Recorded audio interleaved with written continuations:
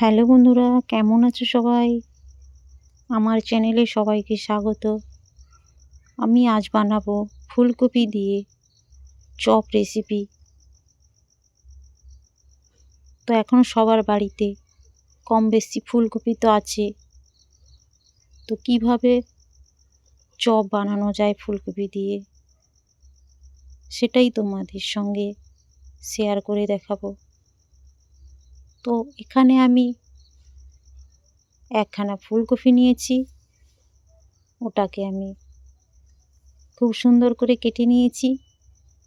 ডাঁটা অংশটা বেশিটা নিচ্ছি না, ফুলের দিকটাই নিয়েছি। এরপর আমি ওই রেসিপি বানানোর জন্য ফুলকপির সঙ্গে আলু যোগ করব। তার জন্য কয়েকটা আলু নিয়েছি। এরপর আলুগুলোকে আমি খুব সুন্দর করে ছাড়িয়ে নিয়েছি এবং দু টুকরো করে সমস্ত আলুগুলোকে কেটে নিয়েছি। আলু এবং ফুলকপিকে একটি পাত্রের মধ্যে বেশ কিছুটা জল দিয়ে খুব সুন্দর করে ধুয়ে নিয়েছি। এরপরে আমি ওই আলু এবং ফুলকপিগুলোকে সেদ্ধ করে নেব। তার জন্য একটি প্যানের মধ্যে আলু এবং ফুলকপিগুলোকে নিয়ে নিয়েছি। এরপরে আমি বেশ কিছুটা জল দিয়েছি ওতে।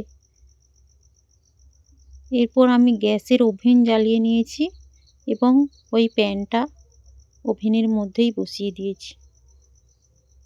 বেশ কিছুটা সময় পরে, প্রায় 2 থেকে 3 মিনিট, এর মধ্যেই আমার আলু এবং ফুলকপিগুলো খুব সুন্দরভাবে সেদ্ধ হয়ে গেছে। ফুলকপি এবং আলুগুলোকে আমি একটি গ্রেটারের সাহায্যে গ্রেট করে নেব।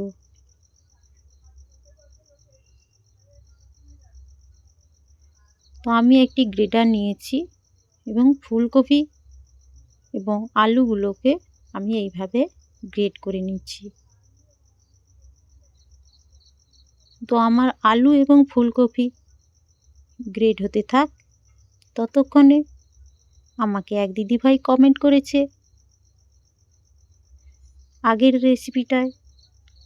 রেসিপিটা খুব সুন্দর হয়েছে। তো দিদিভাই, তোমাকে অসংখ্য ধন্যবাদ। এইভাবে আমার সঙ্গে থাকো এবং ভালো লাগলে এইভাবে কমেন্ট করে জানিও এবং তোমরা কেমন ভিডিও দেখতে চাও সেটাও জানিও। তো কমেন্ট পড়তে পড়তে এদিকে আমার আলু এবং ফুলকপিগুলো গ্রেট করা হয়ে গেছে।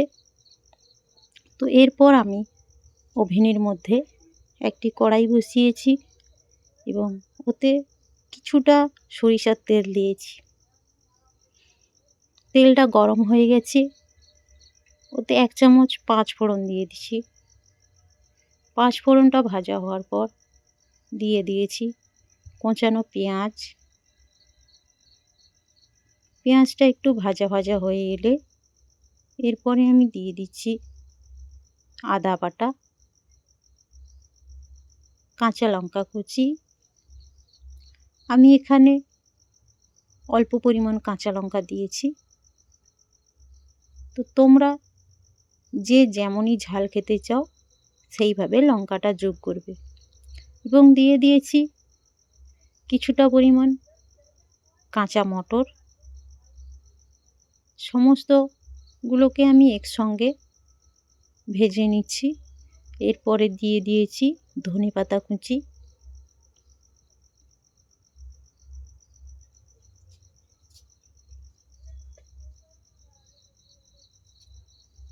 এবং এরপরে আমি দিয়ে দেব গ্রেট করে রাখা আলু এবং ফুলকপি। এগুলোকে খুব ভালো করে মশলার সঙ্গে কষিয়ে নেব। এরপর দিয়ে দিলাম 1 চামচ হলুদ গুঁড়ো,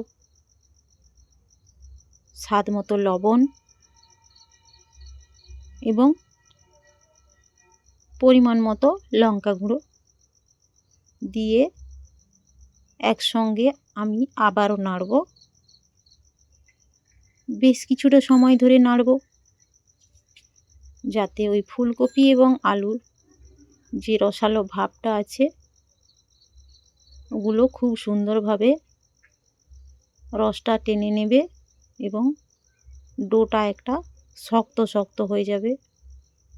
এরপর আমি ওপর থেকে দিয়ে দিলাম অল্প পরিমাণ চিনি, দিয়ে দিচ্ছি গরম মশলার গুঁড়ো। এরপর আমি আবারও নেড়ে নেব সমস্ত উপকরণগুলিকে।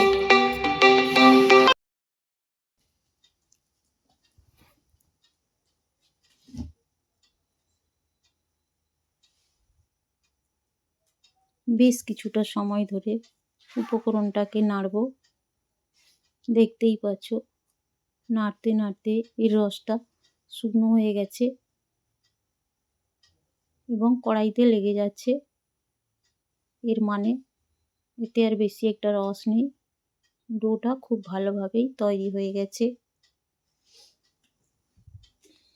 এরপর আমি ওই ডোটাকে একটি পাত্রের মধ্যে ঢেলে নেব ঠান্ডা হওয়ার জন্য।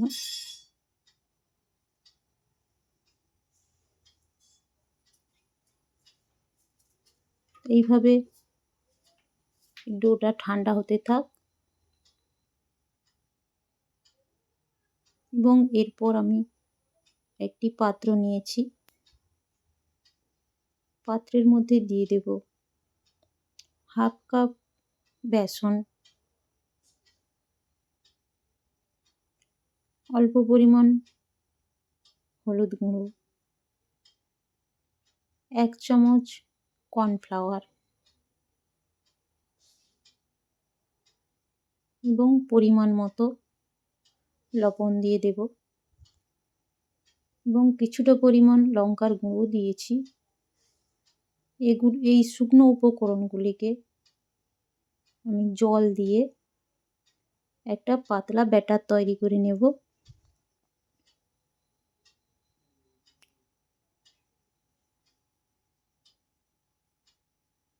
প্রথমে অল্প জল দিলাম, এইভাবে অল্প অল্প জল দিয়ে ব্যাটারটা তৈরি করে নেব। ব্যাটারটা খুব সুন্দরভাবে তৈরি হয়ে গেছে, দেখতেই পাচ্ছ।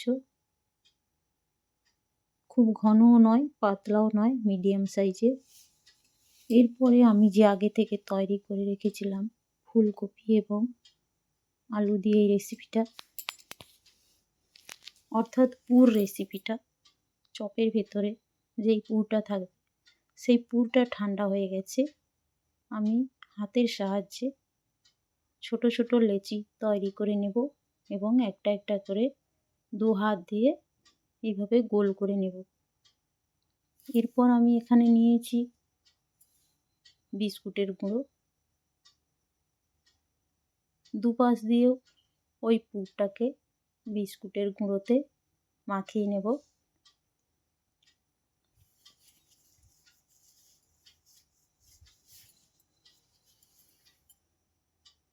এইভাবে আমি সমস্ত পুরটাকে এইভাবে তৈরি করে নেব।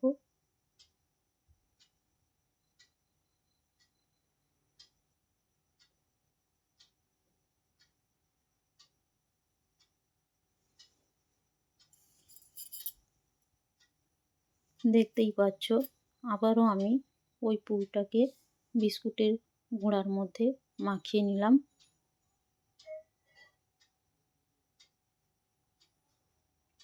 বেশি চাপ দেওয়ার দরকার নেই, এইভাবে করে নিতে হবে। তো আমি সমস্তটাকেই এভাবে তৈরি করে নিয়েছি। এরপর আমি ওভেনের পরে একটি কড়াই বসিয়ে দিয়েছি এবং বেশ কিছুটা সাদা তেল দিয়েছি।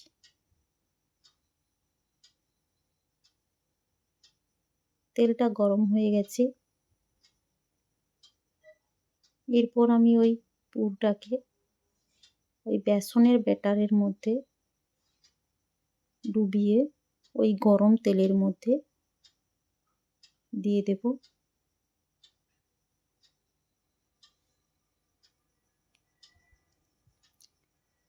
দেখতেই পাচ্ছ খুব সুন্দরভাবে চপটা আমার ফুলে উঠেছে।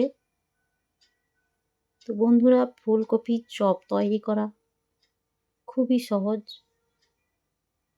তোমরা এভাবেই বাড়িতে খুব কম সময়ে খুব সহজেই বানিয়ে নিতে পারবে। তো আমার এক পাশটা হয়ে গেছে, ছান্তার সাহায্যে অপর পাশটা আমি উল্টে নেব। দুই দিকটা আমার খুব সুন্দরভাবে ভাজা হয়ে গেছে। এইভাবে আমি আবারও একটা চপ তেলের মধ্যে দিয়ে দিলাম। পরপর আমি এইভাবে সমস্ত চপগুলিকে ভেজে নেব। ভাজার সময় গ্যাসের ওভেনটা একটু লো ফ্লেমে রাখতে হবে।